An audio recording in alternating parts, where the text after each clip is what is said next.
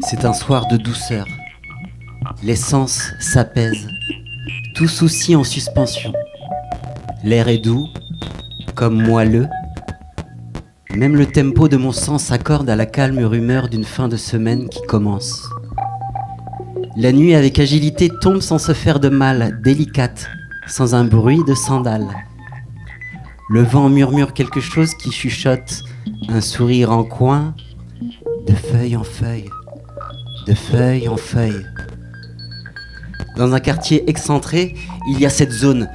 Un centre commercial, le bitume de son parking, une maison de quartier assez laide et une futaie inattendue. Oui, il y a ce bois, presque une petite forêt.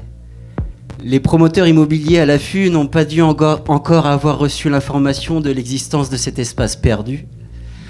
Les troncs élancés des chênes rouges entraînent le regard vers la voûte céleste et ses étoiles tranquilles. Entre la maison de quartier et l'orée du bois, un grand lampadaire gris diffuse sa lumière orangée. Et à son pied se trouve une boîte à livres, joliment bricolée, peinte, un peu bancale, mais bien ficelée. C'est toujours une surprise de l'ouvrir, chaque fois que je passe ici. Que s'y trouve-t-il ce soir ? Il y a dû y avoir du changement depuis mon dernier passage. Des colocataires ont changé, d'autres sont restés. Ça sent un peu la poussière, mais cela vaut le coup de les manipuler, au moins un peu, de faire les curieux pour les réanimer, leur montrer que personne ne les a, pour l'instant, oubliés. Elles sont sages, ces histoires, en apparence, lovées dans leur couverture de carton plus ou moins épais, à l'abri des rigueurs de la nuit et des intempéries derrière une plaque de plexi, regardant le paysage par cette fenêtre un peu terne, sommeillant jusqu'à l'apparition du prochain humain qui ouvrira la porte de leur cabanon, caressera leur dos, ouvrira leur page et avec, peut-être, son cœur de lectrice, son cœur de lecteur. Il paraît, à ce que l'on m'a dit, que certains livres, en chantant, silencieusement, bouleversent la vie de la personne qui sait les écouter. Et un jour, entre deux wagons, une femme m'a dit, avec humilité et sincérité, que la littérature lui avait sauvé la vie. Pouvoir subtil des mots lus ou entendus, qui se lovent, s'enracinent, bousculent les esprits. De leur musique propre, certains soufflent des vérités, comme le vent qui murmure quelque chose qui chuchote, de feuille en feuille, de feuille en feuille.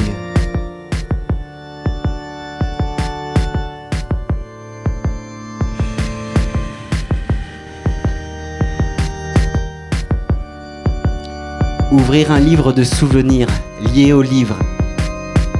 Le roman Big Sur de Jack Kerouac, allongé dans l'herbe à côté d'un ami, bouquinant lui aussi, devant le lac de Vassivière pendant le festival de contes Paroles de Conteurs. L'année où Jean-Jacques Dida nous avait enchantés et fait pleurir de rire avec ses histoires si hautes en couleurs. Les livres font faire de petits bonds dans la mémoire. Et puis, tout récemment, ce livre, dont je n'avais jamais entendu parler, dégoté dans une recyclerie par une amie qui s'est dit que cela pourrait me plaire. Tiens, les journaux écrits par un artiste punk rock des années 90. Étrange, cru, saisissant, bourré de ratures et de références musicales, branché sur un courant alternatif d'énergie et de franchise, sa quête de liberté. Ses écrits déposent au pas de ma porte la nostalgie d'une époque et une vivifiante fraîcheur. Bref, je l'ai dévoré en quelques soirs d'affilée, en relevant de nombreux passages. Tout cela résonne fort. Alors merci. Il y a aussi cet ouvrage que j'ai vu circuler, chaud comme du bon pain, le recueil des aventures de Feu Lucette. Un nouveau livre est né, bienvenue. Et il est... Ah oui... Il est bien entouré. Oui, il est bien entouré ici. Dan m'a signalé que le texte que je vous propose ce soir, et que je n'avais donc pas encore écrit, ne s'y trouve pas dans ce livre, hein. Vous êtes prévenus. Ouais, c'eût été déroutant, un peu fantastique peut-être. Mais pour être sûr, en fin de lecture, je vous invite quand même à aller vérifier. On ne sait jamais. Les livres sont souvent riches en surprises. Et l'on y entend bien sûr aussi des voix. Les livres offrent des ponts entre les gens ici ou là et les époques. Cela paraît facile à dire, mais l'on se demande souvent si ce n'est pas difficile à comprendre, car certaines choses se répètent quand bien même. Les livres font réfléchir, secouent les imaginaires, sèment des graines, témoignent. Dans le roman Fahrenheit 451 de Ray Bradbury, dans un monde aux valeurs inversées, les pompiers aspergent d'essence les collections de livres et les maisons et parfois les gens qui vont avec pour les brûler. Ce livre, je l'ai trouvé dans la boîte à livres, oui, celle de Laurée Dubois. Papier jauni, couverture abîmée et cramoisie. Je l'ai trouvé bien écrit, rempli de force et de poésie, fait du bois de ces livres dont on garde les dernières pages comme un délice à savourer, après avoir dévoré l'entrée, saisi par le plaisir procuré. Il me permet d'évoquer cette littérature que nous partageons. Sa lambeau et sa violence, la sérénité des trois lumières de Claire Keegan, les romans d'aventure, les récits de voyage, les nouvelles d'Albert Camus lues sur une plage d'été, les livres lus dans les trains tellement, avec les secondes où les yeux levés vers le paysage déroulant laissent le temps aux mots d'infuser lentement. Les perdus, les égarés, les haïkus, les contes zen, les albums de nos enfances, les conseillers, les illustrés, les pièces de théâtre, les livres de photos, les ouvrages faits maison, cousus main et ceux édités en association, les livres rares dans l'avalanche de parutions, les livres réconfortants, les livres à partager et ceux que l'on préfère pour le moment ou pour plus longtemps garder secrets. Ceux qui sont des cocons ou mieux se transformer. Les silences qui en disent long, entre les lignes, mais en silence. Les lus plusieurs fois, les lus et habillés pour la radio, ceux reçus en cadeau, en signe typographique d'affection.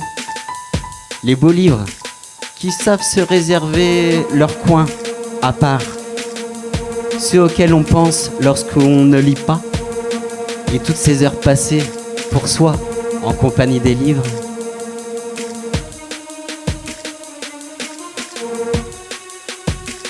Les œuvres d'Anne Herbotz, Martine Bourg, Aude Picot, Alexandra Davinel, Suzy Morgenstern, Béatrice Alemania, Ilia Green.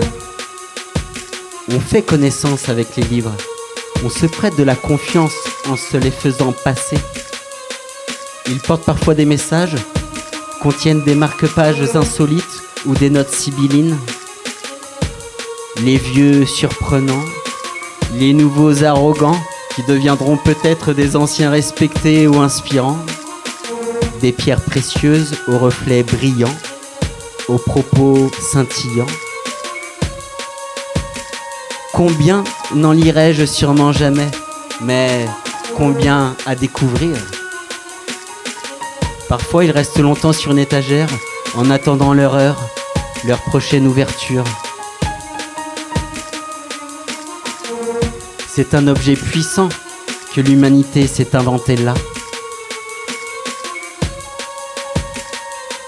Et avec les livres, toutes les personnes amoureuses qui savent prendre des moments de solitude et savent aussi parfois se retrouver. Toutes les personnes qui créent des livres, les impriment, les éditent, les font connaître. Ils passent du temps en pensant à celles et ceux qui les rencontreront quelque part, un jour ou ailleurs, et encore plus loin dans le temps. Toutes celles qui respectueusement n'en font pas toujours et seulement un énième produit de consommation marchande. Dans un monde mouvant, en voici du solide, du sens, du sensuel, des silhouettes amies, des présences d'êtres aimés, même si ce n'est pas toujours dit. Plisse les yeux et écoute les feuilles des arbres, les chênes rouges, et puis la brume se dissipe sur la Loire. Maintenant le soleil brille après cette nuit qui disparaît au loin. Pour me tenir compagnie, j'ai acheté un exemplaire de poche du Petit Prince. À travers les vitres du wagon presque vide, la lumière éblouissante du matin resplendit sur la campagne mordorée et encore assoupie. Le train file vers la maison, file à travers le ciel où le souvenir s'imprime sur la page du présent.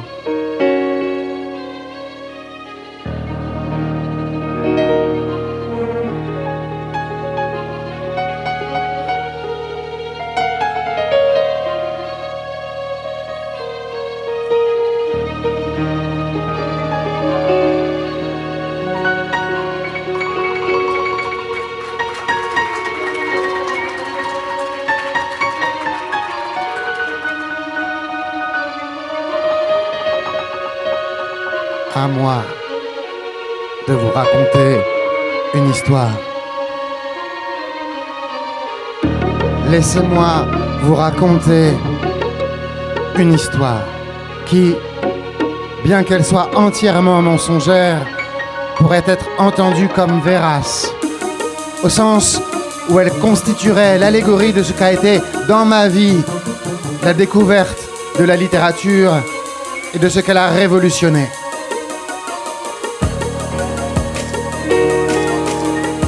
Imaginez-vous un adolescent chétif, plutôt timide, qu'on pourrait dire renfermé sur lui. Il est renfermé sur lui. Cet adolescent, quand il ne baisse pas la tête et ose enfin lever les yeux, il observe ce qui l'entoure d'un regard craintif, comme si chaque chose, chaque être était pour lui le signe d'un malaise ou le prélude d'un danger. Sa famille, ses amis disent de lui qu'il vit comme en tremblant. C'est vrai, il vit comme en tremblant. C'est vrai, regardez, ses doigts sont crispés. Regardez ses regards à la dérobée, ses sourires à demi esquissés, ses épaules voûtées, sa voix tremblante, sa démarche vacillante, enfin, sa posture mal définie. Vous savez, cette allure de celui qui veut être déjà parti alors qu'il vient juste d'arriver.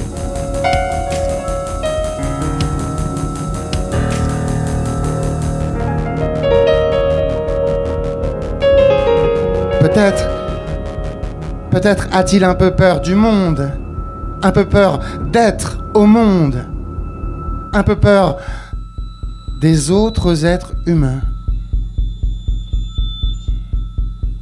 Les autres êtres humains, quelle que soit leur apparence, leur âge ou leur sexe, il en a un peu peur. Et cela sans véritable raison, car il a une bonne vie. Il n'est victime d'aucune maltraitance. Il a de nombreux amis et de multiples activités et loisirs, mais il se sent lui-même comme inadapté. C'est peut-être qu'il est par trop sensible, ce môme. Il reçoit tout, même la plus menue broutille, même le plus insignifiant événement, même la plus anecdotique rencontre, avec trop de force. comme s'il était incapable de hiérarchiser ses émotions, tout lui arrive en premier plan.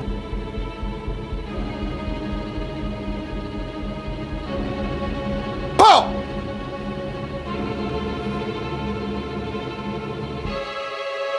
Oh! Oh! La réalité, il la ressent comme un baume puissant, violent, tant elle charrie avec elle d'expériences délirantes, des péripéties totalement déroutantes, au point que son corps trop maigre, que son cœur trop vert, que son intelligence trop limitée ne peuvent la contenir, encore moins la saisir. Alors peut-être, pour remplir ce marasme intérieur qui n'a d'ailleurs de cesse d'être stimulé, truffé, chamboulé, éclaté par mille contradictions qui continuent de se présenter à lui seconde par seconde, pour y mettre ordre et forme à cette boue anarchique sans véritable contour ni couleur, pour y prêter fond, il divague quand il est seul dans sa chambre. Il divague.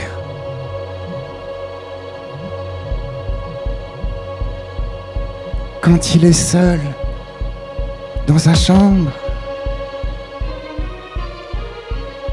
il se crée des mondes chimériques dont il est l'auteur.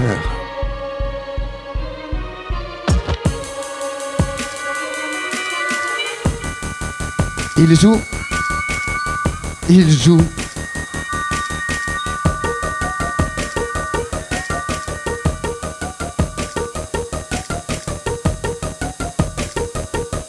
Il passe son temps en imagination.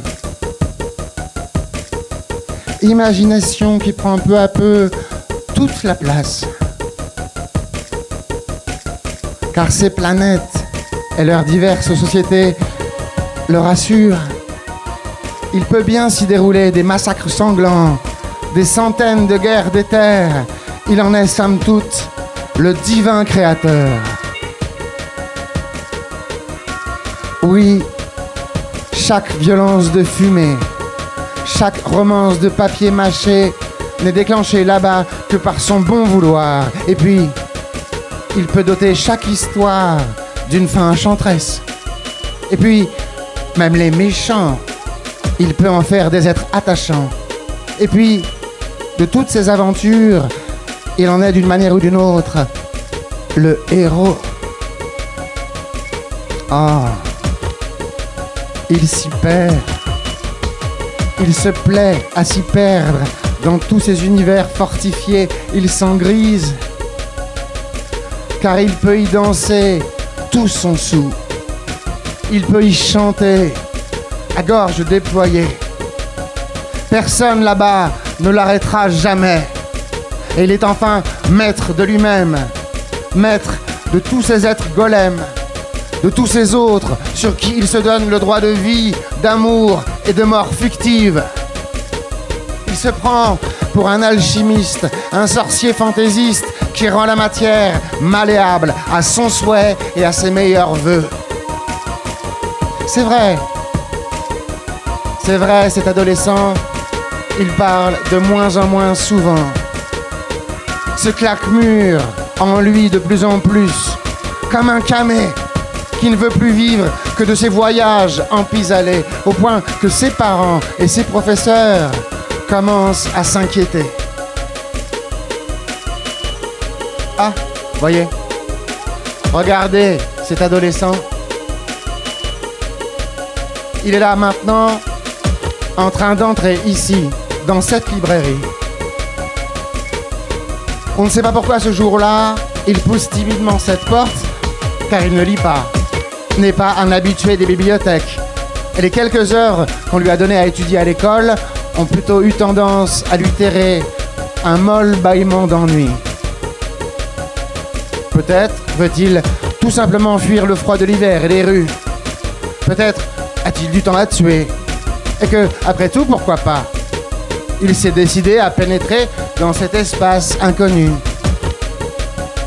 Peut-être est-il poussé aujourd'hui par une vague curiosité qui le pousse dans cette direction. Peut-être suit-il les indications d'un proche qui lui a conseillé de venir là s'il avait besoin de faire un cadeau pour un ami. À vrai dire, personne ne sait la raison de sa présence à nos côtés. Mais il est bel et bien là. Regardez-le. Il est là. Certains diront après coup que c'était peut-être le destin. Regardez. Le voilà qui arpente lentement les rayons. Au départ, un peu décontenancé. Il tire au hasard quelques livres qu'il garde un instant en main et dont il palpe furtivement la reliure. Il caresse doucement leur couverture avant que de reposer ces mêmes livres sur les étals d'un geste marqué d'un certain respect inquiet. Il a la sensation de se trouver dans un lieu sacré. Comme s'il parcourait la nef d'une église où le silence, ou du moins le faible chuchotement, s'impose d'emblée à tout intrus, croyant ou non, pratiquant ou non. Mais c'est quoi au final, se demande-t-il, qu'on vénère là? Mais c'est quoi qu'on vénère là?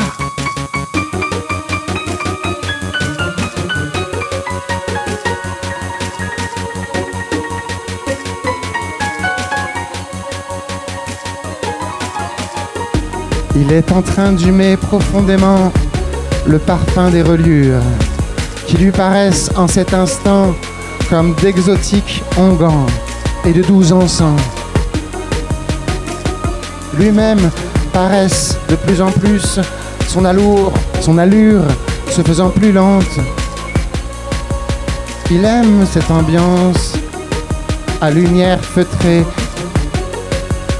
Il se sent à l'abri, au chaud, comme enveloppé, emmitouflé de 1000 écritures lointaines et pourtant voisines.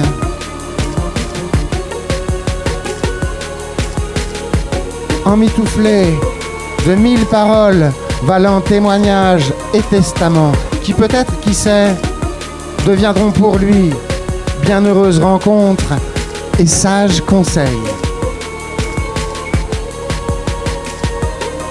Confiant, le voilà qui s'enfonce jusqu'au fond du magasin, dans les recoins les moins visibles de l'entrée, vers les BD.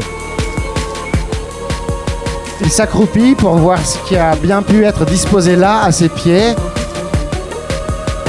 Et c'est un peu perdu dans sa rêverie, un peu grisé. Alors qu'il tend la main pour saisir un livre dont le titre l'interpelle, qu'une autre main, soudain, se pose sur la sienne. Une autre main, soudain, se pose sur la sienne. Et cette main, c'est celle d'une jeune fille, à peu près de son âge.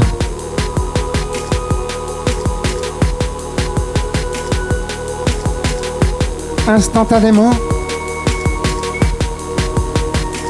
dans un recul instinctif, leurs deux mains se rétractent, comme deux bêtes apeurées.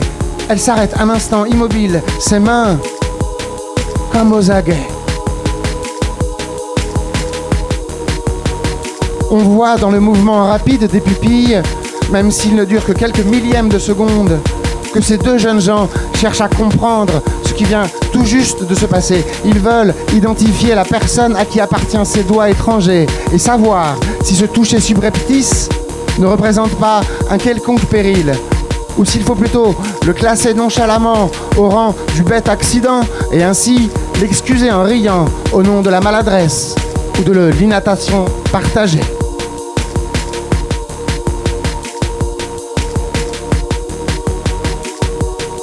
Il reste ainsi figé.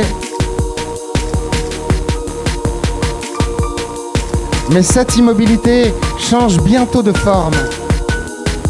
Elle mue assez vite en autre chose, en une nouvelle chose. Car elle n'a plus rien de cette immobilité des premières secondes durant lesquelles tous leurs muscles s'étaient contractés comme une troupe de soldats se préparant à la hâte au combat. Non. Après quelques secondes, Ils s'y enfoncent tous deux dans cette immobilité, comme s'ils y coulaient, comme s'ils s'y répandaient. Elle a soudain quelque chose de bouillante, cette immobilité, de papillonnante. Elle a quelque chose d'une danse. Et même si elle est parfaitement muette, elle a tout d'un chant.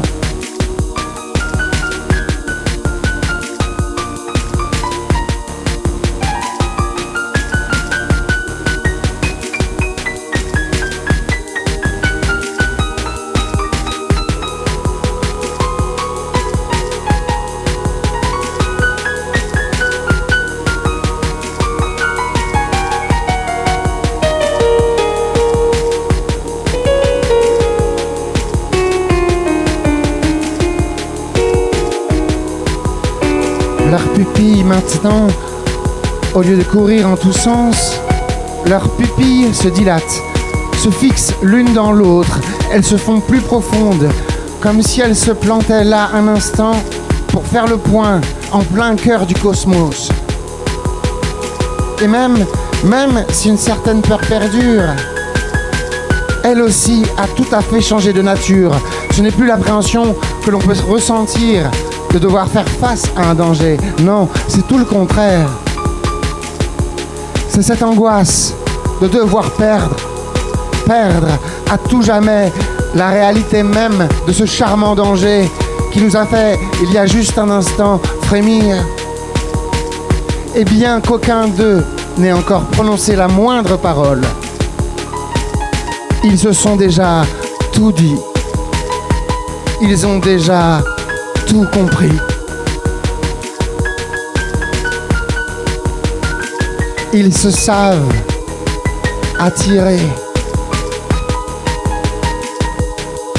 Ils se savent attraper. Oui, tous deux le savent.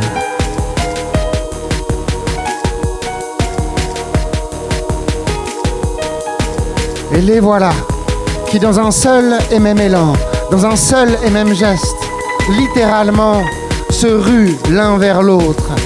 On pourrait même dire qu'ils se vautrent. Ils s'agrippent l'un à l'autre avec le désespoir des condamnés. Ils écrasent pleinement leurs deux bouches l'une contre l'autre, leurs deux paumes l'une contre l'autre. Ils s'embrassent voracement, se palpent convulsivement plus qu'ils ne se caressent. Ils se croquent, se vrillent, se recroquevillent. Il y a comme une urgence, l'urgence de jouir de ce corps bien tangible, là, tout de suite, maintenant. Jouir de ce corps bien tangible. Il y a cette urgence mêlée à la tragique évanescence de tout abandon conjoint. Ils perdent toute notion de temps, toute notion d'espace et du monde, de cette bibliothèque, des autres clients, des vendeurs, de ce concert, de vous. Eux, ils sont là, maintenant, ici, rivés à la respiration de l'autre, accrochés à sa langue, à ses suaves mouvements de serpent, à ses incessants va-et-vient, là, maintenant. Ils veulent s'imprégner tout de suite, tout entier, tout entière, de l'odeur de ses cheveux, de ce cou, de cette épaule. Ils veulent s'en repaître, s'en gaver jusqu'à l'écœurement, tout en jetant des regards furtifs aux alentours pour s'assurer que personne ne les voit, que vous ne les regardez pas.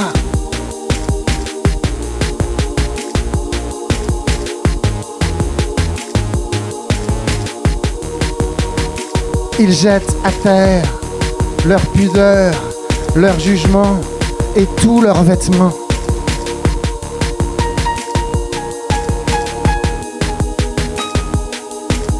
Personne ne les voit, personne ne peut les voir.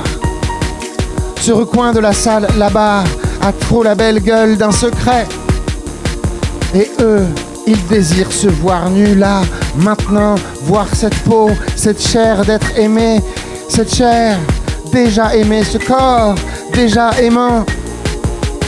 Oui, ce corps, le triturer, se caler contre sa chaleur à fond. Se caler ici à fond, s'arrimer tout au fond de la beauté. Se nicher dans ses poils, dans sa touffe, oui, et après tout, pourquoi pas? Merde, on n'a qu'une vie. Alors, il s'imbrique, s'embrase, oui, il s'emboîte. Vu de loin, on pourrait croire à une pietà. Et là, ils font l'amour, comme s'ils criaient, comme s'ils se gaussaient de leurs cris, tout en s'en régalant, il faut l'avouer. Cette scène a quelque chose de bestial, de ridicule, de grotesque. Notre adolescent passe subitement de puceau à pourceau. Il va venir vite, il le sait. Elle aussi vient, écoutez.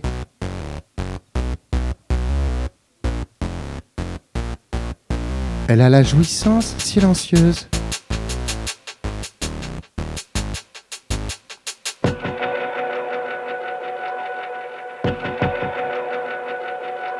Regardez-les. Ils sont en train de se déchirer en un. Mais peu importe. Personne ne peut résister à ce genre de raz-de-marée. Personne. Personne ne le peut, personne ne le veut non plus d'ailleurs. Et eux, ils veulent en finir au plus vite. Tellement c'est fort. Tellement c'est beau. Tellement c'est bon. C'est bon. Au point que ça en paraît presque impossible. Et puis, il y a aussi en eux cette maligne excitation d'être pris la main dans le sacre.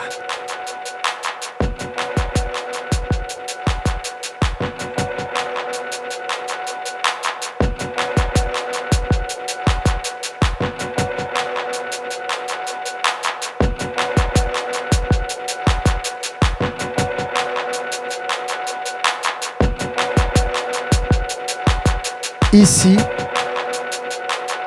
il y a un noir, un blanc. Vous pouvez fermer les yeux.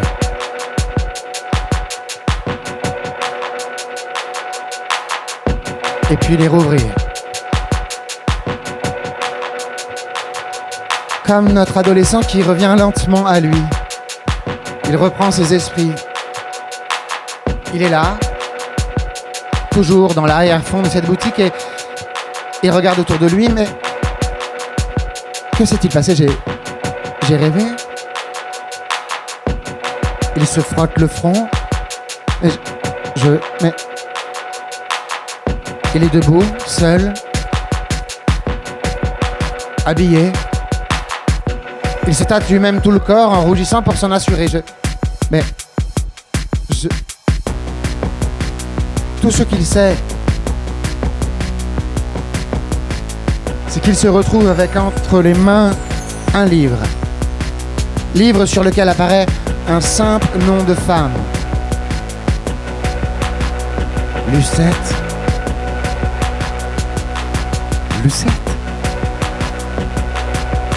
Il ne peut s'empêcher d'y penser. Oui, pour lui, cette Lucette d'encre, c'est tout bonnement la femme qu'il vient de rencontrer, à qui il a fait l'amour. Mais tout cela, c'était réel? C'était réel ou bien fictif? Comment le savoir? Comment le savoir? Comment faire la différence puisque dans les deux cas pour moi, elle a bel et bien existé.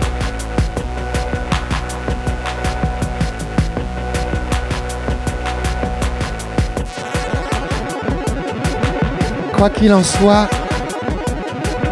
il sent encore dans l'air un parfum de thym et de satin qui flotte.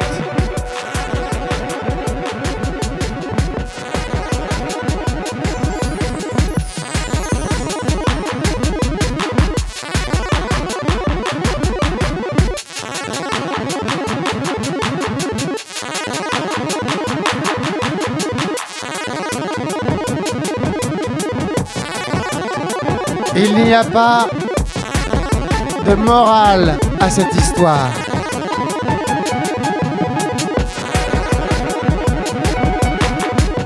Mais, pour être sûr que vous m'ayez bien compris, je ne peux m'empêcher de vous expliquer le pourquoi de cette scène érotique dans une librairie. C'est que la littérature, l'écriture, la lecture, qui me sont devenus aussi nécessaires que de respirer de l'air. La littérature, l'écriture, la lecture m'ont appris bien plus que d'affûter mon esprit. Elles m'ont appris à me trouver en tant que corps, en tant que sueur, en tant que sexe, en tant que sécrétion, en tant que chair au monde. Les livres m'ont appris à habiter physiquement ce monde.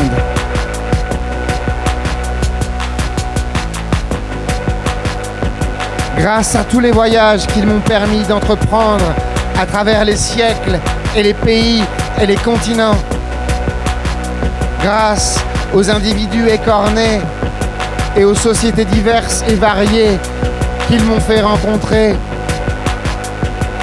je ne me suis jamais aussi senti bien en moi, incarné, maintenant et ici. Et comme écho, la littérature m'a appris aussi l'empathie.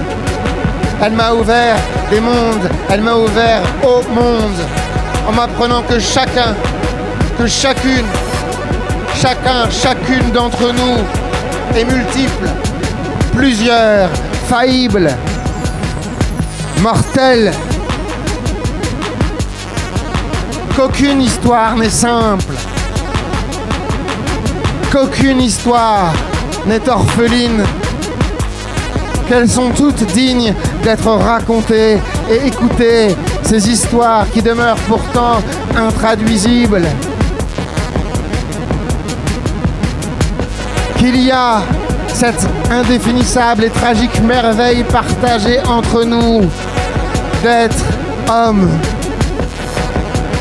Que cette soi-disant humanité est une chaîne dont chaque maillon, vous, moi, nous, chaque maillon paraît de loin répéter celui qui le précède et celui qui le suit, mais qui de près, ce maillon, on voit bien qu'il est unique dans son orfèvre débattement, son bruyant mouvement de pendule entre doute, haine, mort, amour, vertige face à l'univers dont il ne comprend que chic, allant parfois de vagabond à vague à l'âme. Et puis il y aura pour lui, pour moi, pour vous, pour nous, les bouffées de joie, les fous rires, les jeux de mains, les jeux de mots, les balades. Et malgré nos incessants débats sur le tout et le n'importe quoi, il y a entre nous toujours les mêmes questions, toujours les mêmes questions, toujours la même question, dite, écrite, formulée, reformulée, répliquée à l'infini. Question oubliée dans l'impénitente photocopieuse de nos existences. Oui, la littérature est une révérence au mystère. Ah, mes frères, mes sœurs en humanité, lisez, lisez.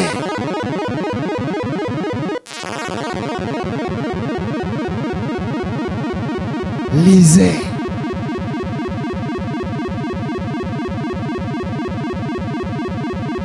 Et je vous l'assure, vous ne serez plus jamais seul. Regardez autour de vous. Combien de livres? Combien de livres? Ce qui veut dire combien de planètes, combien d'aventures, combien d'histoires, combien de voyages, combien d'amis, combien de récits. Oui. Voilà ce que je me dis quand j'entre aujourd'hui dans une librairie. Combien de livres, combien d'amis, combien de planètes, combien d'histoires, combien de récits. Et plus je collectionne les lectures, plus je me rends compte de tous les livres que je n'ai pas lus. Me rends bien compte de tous ces voyages que je ne ferai jamais, de toutes ces aventures que jamais je ne ferai. Et j'ai un vertige de l'humble devant l'infini, qui lui tend les deux mains à deux pas, lui désignant avec un sourire narquois tous les canons de la beauté cruelle.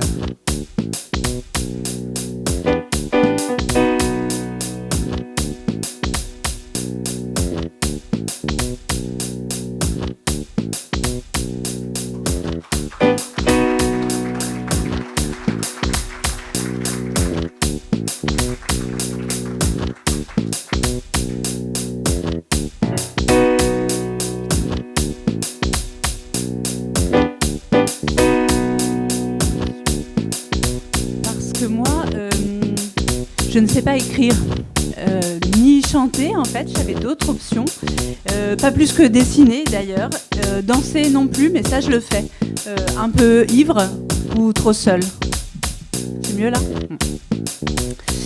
J'ai, ceci dit, comme beaucoup d'entre nous, des cartons pleins de phrases piégées, écrites vraisemblablement entre mes 14 et mes 18 ans, emplis de romantisme et d'immortalité, qui ne feront rien pour ma postérité et qui, si elles venaient à être découvertes, sonneraient le glas de ma dignité.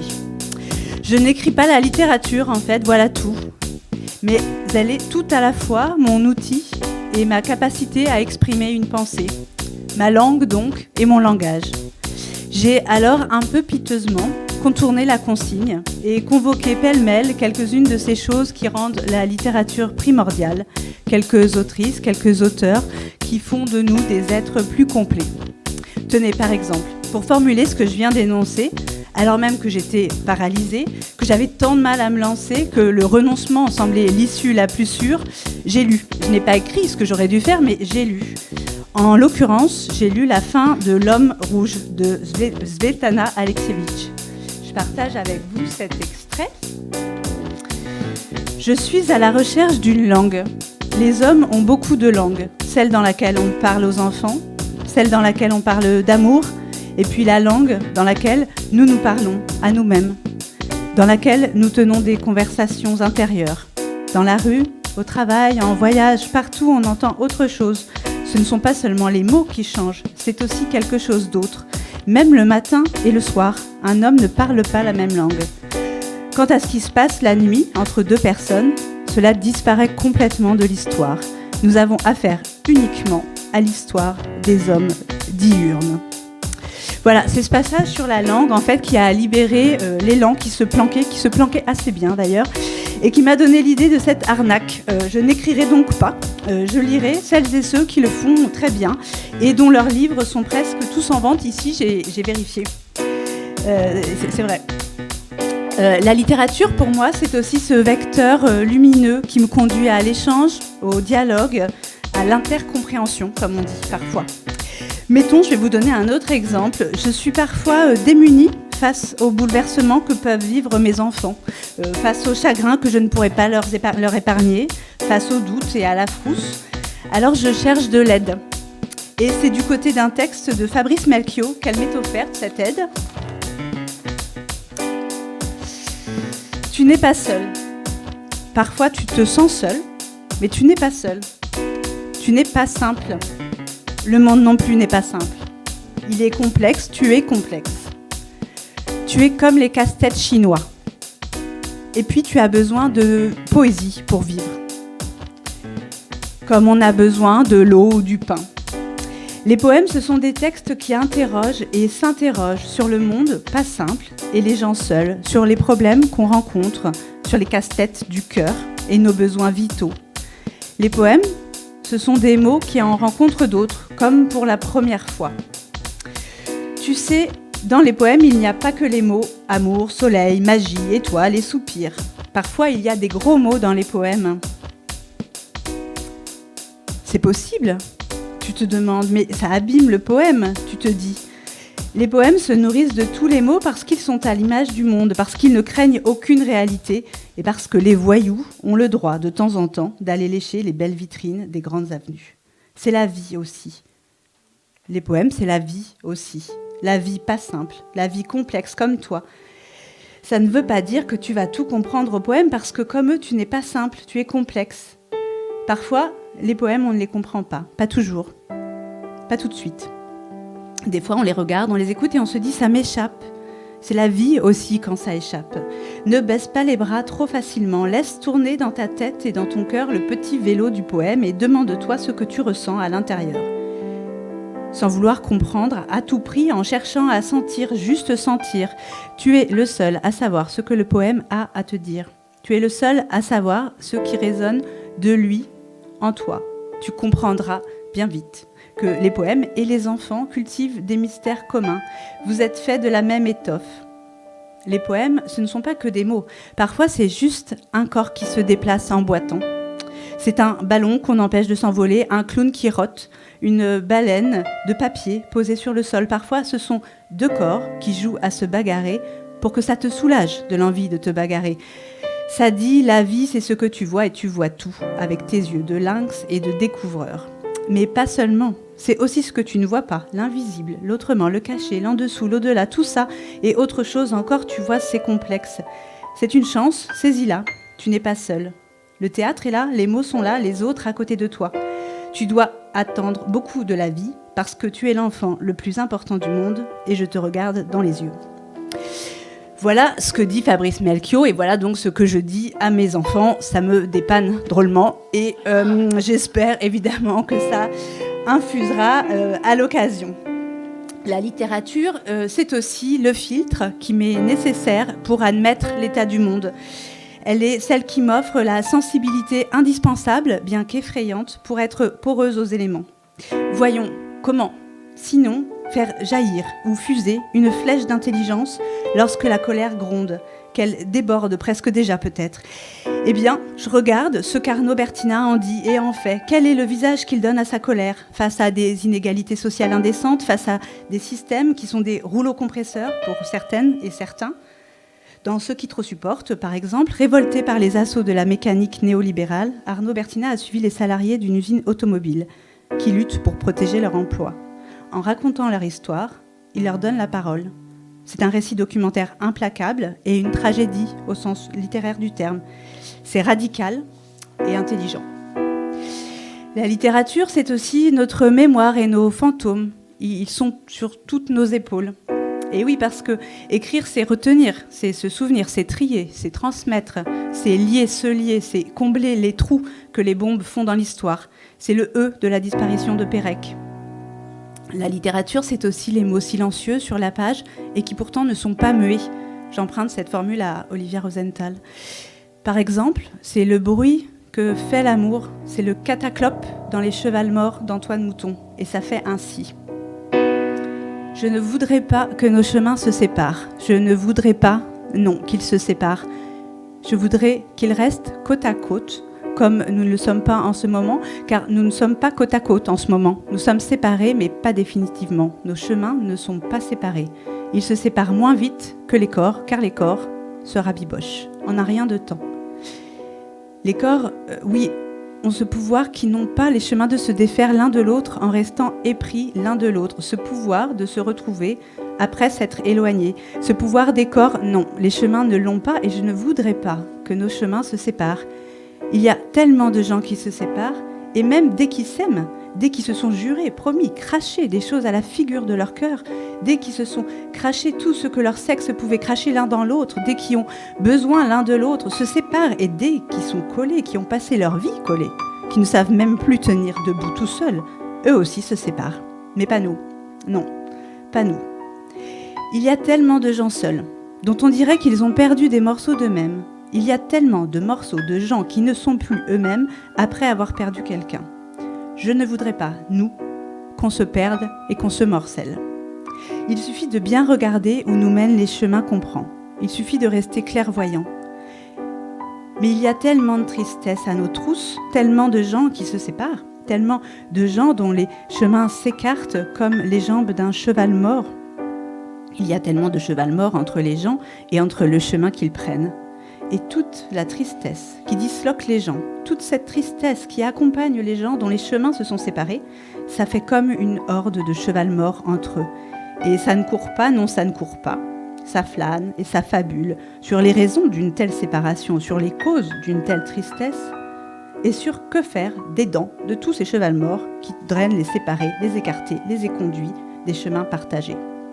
Je ne voudrais pas qu'un cheval mort écarte nos chemins. Mais on peut se tromper parfois. Il y a tellement de gens, excusez-moi, qui sans le vouloir, il y a tellement de gens qui sans le vouloir et sans s'en rendre compte se séparent. Il y a tellement de gens qui se sont séparés sans savoir qu'ils le feraient. Tous ces gens seuls, non, tous ces gens séparés, on dirait qu'ils sont séparés d'eux-mêmes. On dirait les morceaux d'un bonheur passé. Et les chemins s'écartent.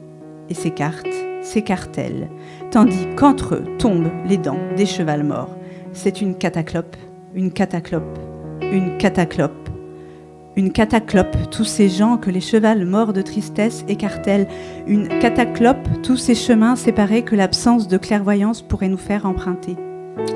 Une cataclope, tous ces morceaux de joie qu'on perd. Cataclope, les chevals morts ne galopent pas, ils piétinent. Ils soufflent, ils renaclent entre les gens devenus seuls parce que la tristesse, à leur trousse, les a pressés. La tristesse s'est infiltrée. La tristesse les tue, presque les a tués. La tristesse de l'inadvertance. Et tous ces cœurs disjoints qui cataclopent dans des directions contraires, avec parfois la certitude de se retrouver, et parfois pas. Parfois l'écueil, l'écartèlement, la disjonction des chemins contraires à l'amour, à la joie, à la folie d'être ensemble, cataclope. La folie est une bonne idée. Cataclope. Tous les chevals morts cataclopent derrière cette folie, cataclope sans galoper, cataclope pour annoncer le pire, l'écartèlement du pire, les disjonctions du pire. Eh bien, voilà, moi, cette course verbale haletante contre les erreurs, contre tout ce qui détourne et sépare de l'amour, me bouleverse et m'enjoint à la plus grande vigilance quant aux affaires du cœur. En un mot, pour finir peut-être même, je crois que la littérature fonde le monde, en tous les cas le mien, crée de nouvelles connaissances, ébranle nos certitudes, éclaire nos désespoirs, nous émeut aux larmes, parmi d'autres choses encore. Je vous laisse évidemment le soin de compléter cette liste déjà bien engagée par Vincent. Je vais peut-être conclure avec un petit bout de ce manifeste. J'avais dit que je ne le ferais pas, mais peut-être je vais le faire quand même. Qui est un manifeste pour une littérature révolutionnaire et illimitée de Fabien Clouette et Quentin Leclerc. Je vous lis un petit extrait. C'est le dernier. C'est un livre qui se lit avec un calque. On ne veut pas des prix littéraires, mais des mallettes remplies de billets amenés par des Ferrari à 380 km/h. On veut des livres écrits par des mages noirs et des lézards gigantesques. On veut des livres qui s'effondrent à la même vitesse que notre système et d'autres qui s'effacent à peine on les a ouverts. On veut des livres qui font le même bruit que les pales des hélicoptères de gendarmerie au-dessus des manifestations. On veut une émission sur France 3 en prime time consacrée aux astuces de bronzage d'Éric Emmanuel Schmitt, intitulée « Mes astuces de bronzage ». On veut des rouges à lèvres extravagants et de belles robes. On veut des majorités nomades et des sédentaires martyrisés, obligés de vivre une vie d'errance dans des Subaru d'occasion. On veut ce semblant de précarité toléré par les autorités vagabondes, le cuir bleu ridé par la mémoire de forme et la nostalgie d'une stabilité perdue. On veut des livres sans solution et sans réponse. On veut des coups de cœur de libraires qui disent à quel point ces livres sont sans réponse et sans solution. On veut des coups de cœur sur des livres qui n'existent pas. On veut des coups de cœur de libraires mortes et morts depuis 40 millions d'années. On veut parler de nos livres dans des émissions consacrées au mini-golf. Et on veut un public qui applaudit quand le joueur manque son coup. On veut que les caméras fassent des gros plans sur les mauvais raccords maquillage et sur les trous de nez des invités.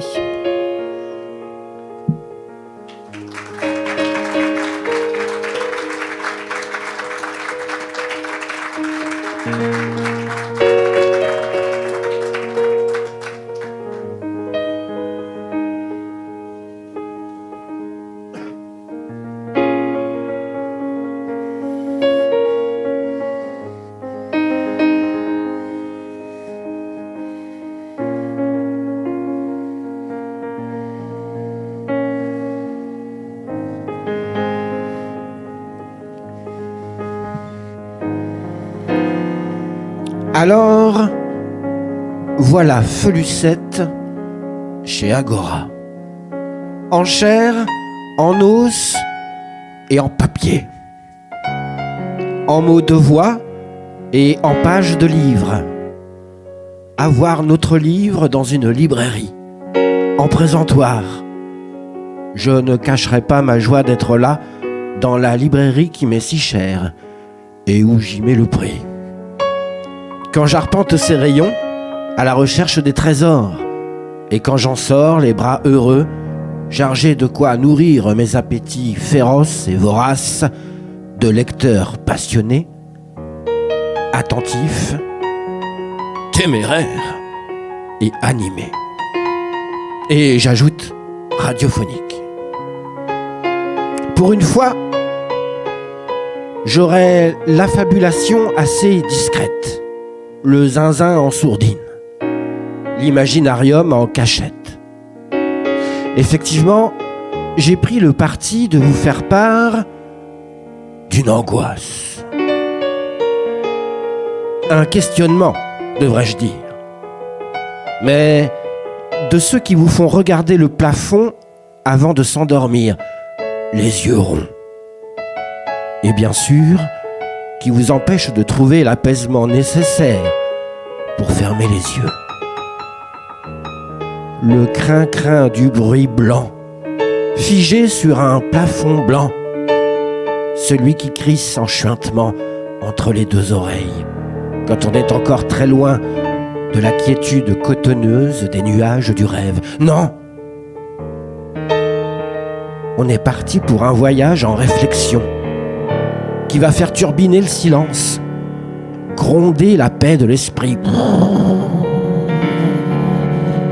distordre les idées. Bref, ça va rendre le réel encore plus biscornu qu'il ne l'est déjà.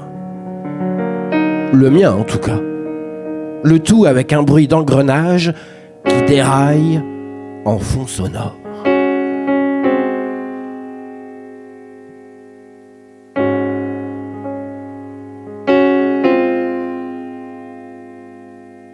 Car oui, je vais vous parler de faits réels.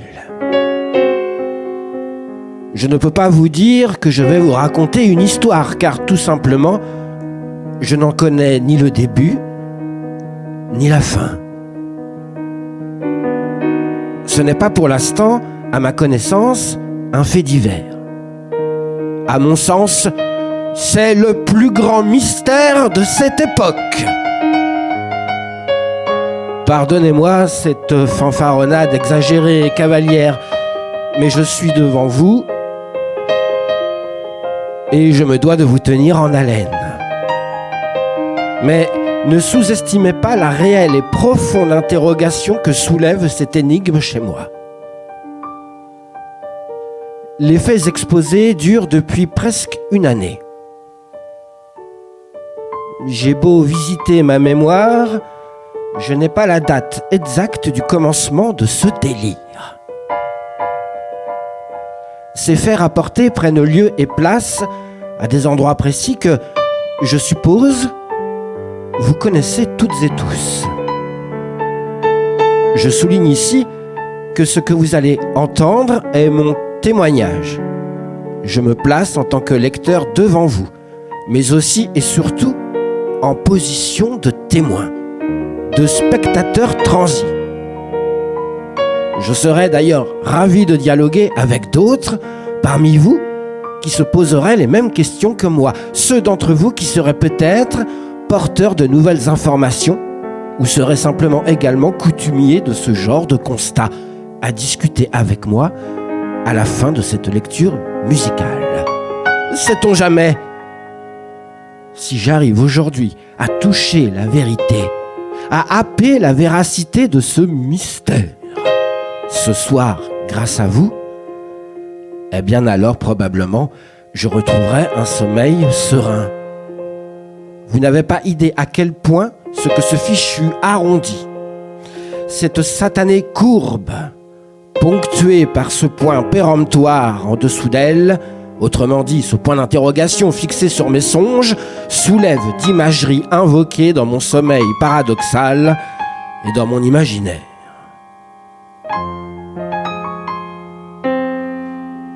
Je n'arriverai pas à faire davantage durer le suspense sur ce qui, en quelque sorte, m'obsède depuis plusieurs mois.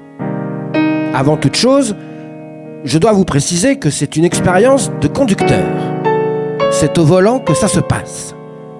Sur le grand ruban noir et blanc, en nuances de gris, à faire pâlir Kerouac.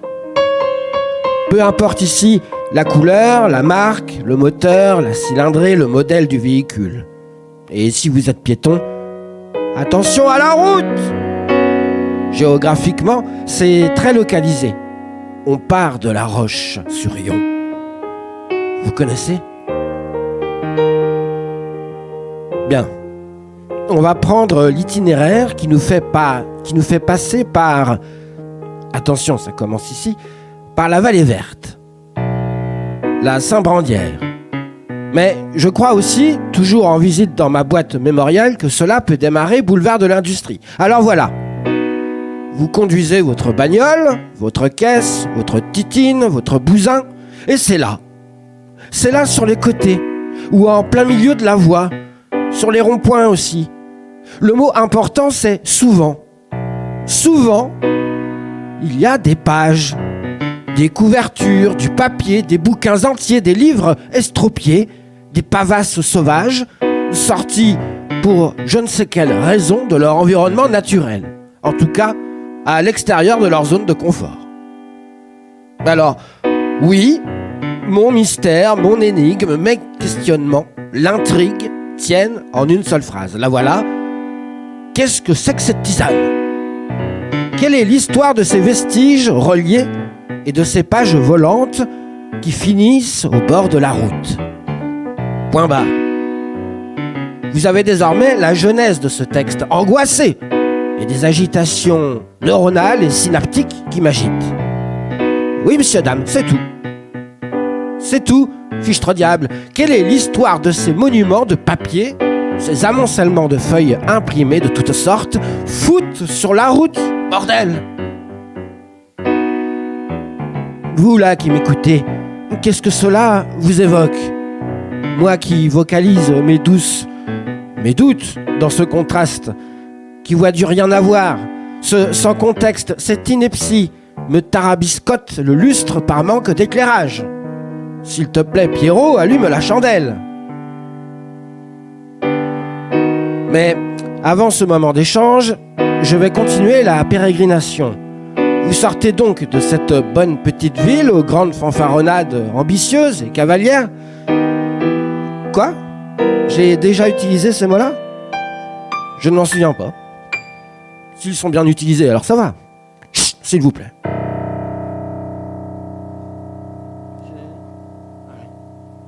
C'est à toi de...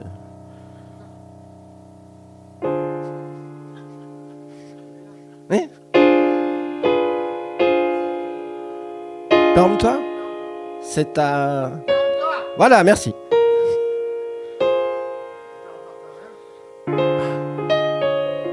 C'est ce que je voulais entendre.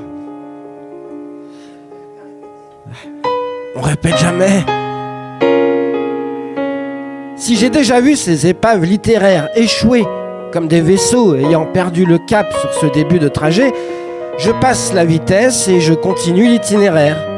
On passe les Jonnières, le rond-point Mazurel, j'arrive à la vieille voie de chemin de fer et son rond-point. Les ronds-points qui suivent nous emmènent vers la D747. C'est sur cet axe que je parallaxe et fixe mon focus. La route ne mène pas vraiment à Rome, non. Route d'Aubigny, route de la Tranche. Et moi, je vais souvent jusqu'à direction des Moutiers-les-Mauffais. Et le phénomène perdure tout le trajet. Et le mystère s'épaissit, comme le nombre de volumes de feuillets que l'on observe le long des bordures des fossés. Des deux côtés de la voie.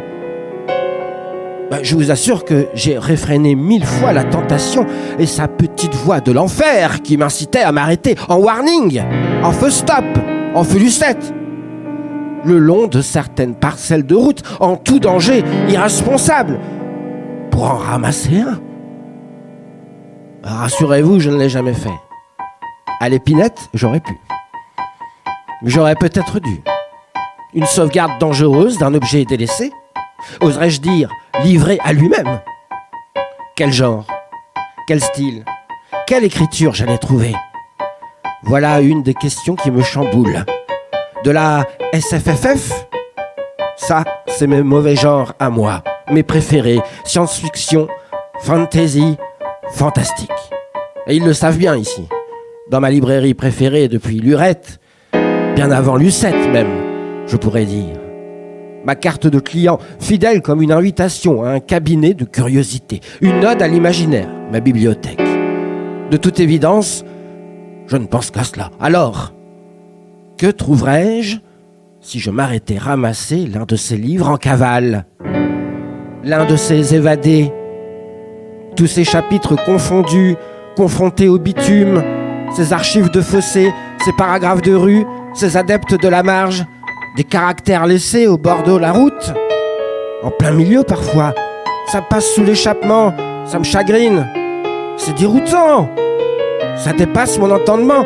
D'où viennent-ils, ces arpenteurs d'asphalte, ces littératures de macadam, parsemées là sur les abords des venelles d'une départementale?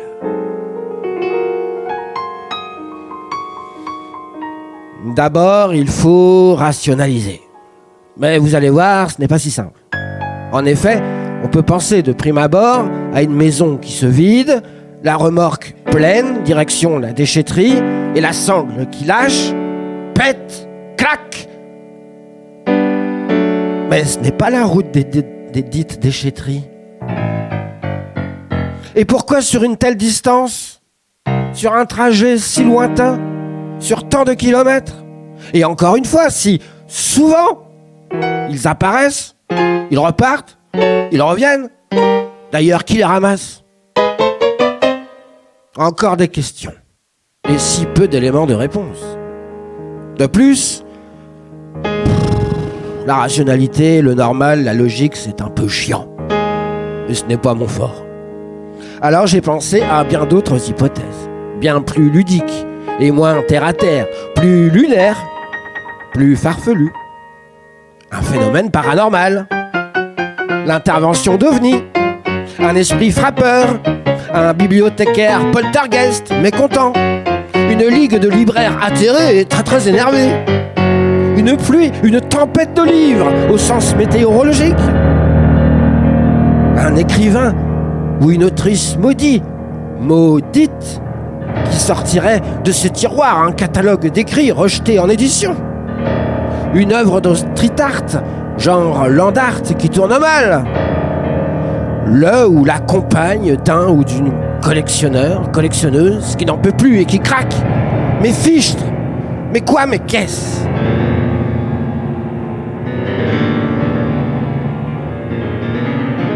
Je dois vous avouer que ces derniers temps, ces manifestations se sont un peu calmées sur la fréquence.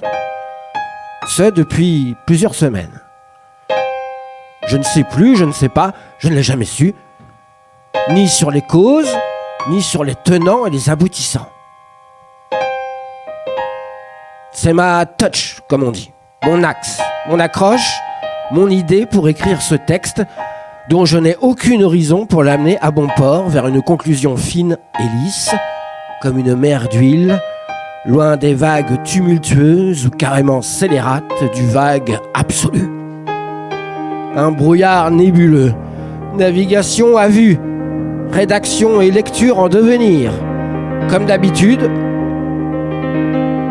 sans filet, pour seul souffle, dans nos voiles, la joie d'être réunis, nous, avec vous. Je patauge en écume, dans une mousse aux écarlates bulles, plutôt que sur le sable et la terre ferme. Les livres et les pépites qu'ils contiennent m'entourent en tout lieu et en tout point de ma direction. Ce sont mes boussoles. Ils sont mon nord et mon sud. Même à l'ouest, je le sais, et ils savent mon est. Être témoin de leur errance, de leur perdition, abandonné aux 4 vents, même pas sur le trottoir, ça me flingue, ça me fige. Oui, je connais l'existence de ce monstre. Oui, je connais l'existence du pilon.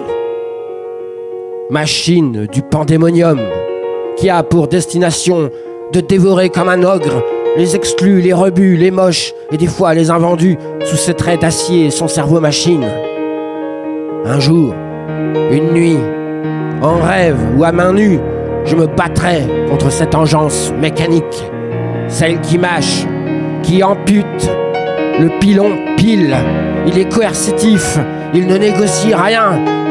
D'ailleurs, l'extrême droite et ses maisons d'édition aux mains de milliardaires fait la même chose. Cornac pareil, les mots qui ne leur plaisent pas. Méfiez-vous de leur liberté de l'expression.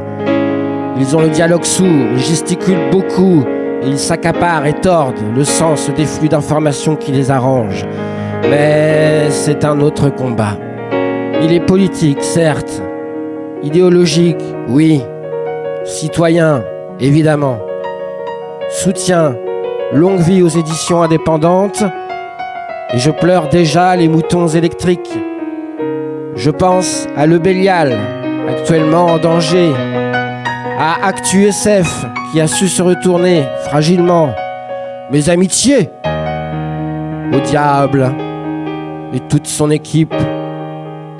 Mon amour au diable Vauvert et aux forges de Vulcain et à toutes les autres. Par contre, jeter les livres par la fenêtre des 2 côtés de la bagnole, mettre dehors sans abri des objets culturels sur une route lambda, c'est un questionnement qui m'empêche de dormir. Mais a priori qui ne m'empêche pas d'écrire, de lire, de dire. Bon alors, c'est le joyeux pouvoir des poètes de vous emmener jusque-là.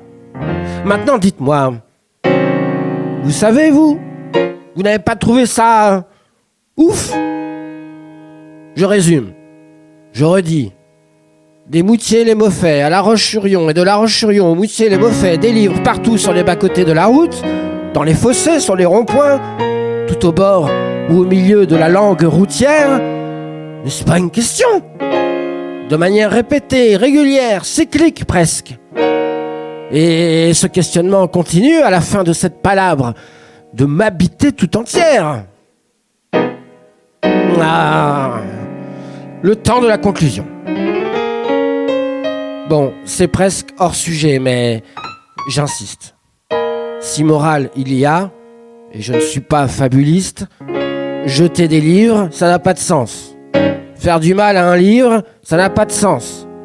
Perdre des livres sans se rendre compte qu'on en sème plein le chemin, faut faire quelque chose, faut consulter. Laisser quelques manias s'accaparer avec bâillon et main de fer tout le milieu éditorial d'un pays, c'est dangereux. Sur la liberté éditoriale d'une plus ou moins grande maison d'édition pour consolider un groupe, c'est dangereux. Leur projet est très clair. Leurs visages sont très pâles. Leur discours monochrome. C'est dangereux. Indignons-nous, comme il disait. Prenons la teneur de ce qui se passe et de ce qui arrive. Rendons-nous compte du péril qui se joue. Télé, film, cinéma, théâtre, littérature, la culture qu'on clôture et qu'on cloute, qui de passe culture se fond et se dissout, changement d'état, du régime et de la matière, et se transforme en droite ça passe. Les mondes associatifs et culturels sont en danger. Si on ne fait rien, rien ne se passera, et tout s'effacera dans un petit soupir.